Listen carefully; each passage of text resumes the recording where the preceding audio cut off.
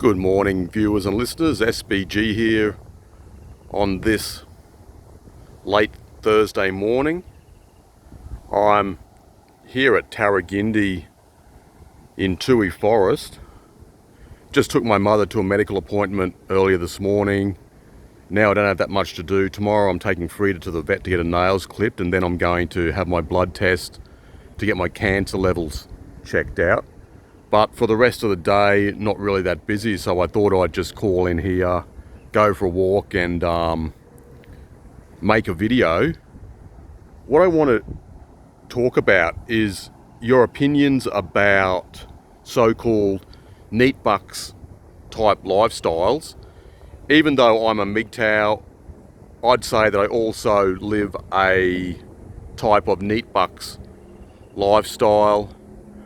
I'm not working that much, occasionally doing a bit of work, so you could say I'm still doing a bit of casual work, but generally speaking, I'm not working, I'm not studying, so neither employment, education or training. And I know a lot of younger men aspire to this type of lifestyle, but they can't really afford it, but it's something that they want to do. And this sort of lifestyle is generally looked down upon by the mainstream of society because people who live this way are thought to be lazy, they're lacking in motivation, they don't want to work. That's what people will say. So just following that normie type of paradigm, I think. But I think in the current society, if you can afford to NEETbux, that's a pretty good sort of option.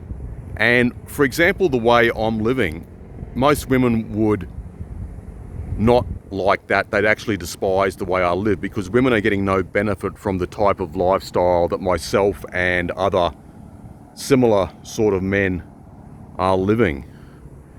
I have a fairly simple life and I don't really spend that much money here in Brisbane, but obviously I still buy things. I pay GST on the things that I buy, sales tax, whatever. So I'm still contributing to the taxation pool, if you want to call it that.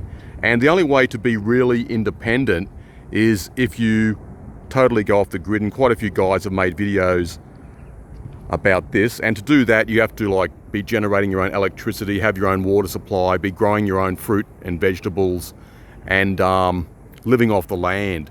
And because I'm an urban type guy, and mostly I've lived in cities, although I've worked in the country before, but that's only about 50 to 100 k's outside of Brisbane. So I wouldn't say I'm a country boy by any means. I'm an urban lifestyle sort of guy. And I like living in a fairly large city, but I also love nature as well, as you know. So I think to go totally off the grid would be quite difficult, and you'd have to have experience living off the land, living in the countryside. I remember a few years ago there was a USA guy making videos on YouTube. He was living in Taiwan and he had a 3-bedroom apartment with a very large balcony, about 3 times bigger than a balcony I have with my apartment here in Brisbane. And he was doing hydroponic gardening, so he was growing fruits and vegetables, and he was quite successful at that. I'm not sure about the climate in Taiwan, in Taipei. I'm pretty sure in winter it would be considerably colder than here in Brisbane. Brisbane has a fairly mild winter, but even though parts of Taiwan are subtropical, I think winter in Taipei would be more of a temperate type of climate, a bit different to here, maybe similar to Sydney. Sydney can actually be quite cold and windy in winter, not as cold as Melbourne, but still fairly cold. So you'd have to adapt and know what species to grow, what type of fruit and vegetables would grow under certain types of conditions. But I suppose it's just like trial and error. You eventually work out how to do things. But you can still live a semi-type of NEETbux lifestyle, I suppose, an urban NEETbux type of lifestyle.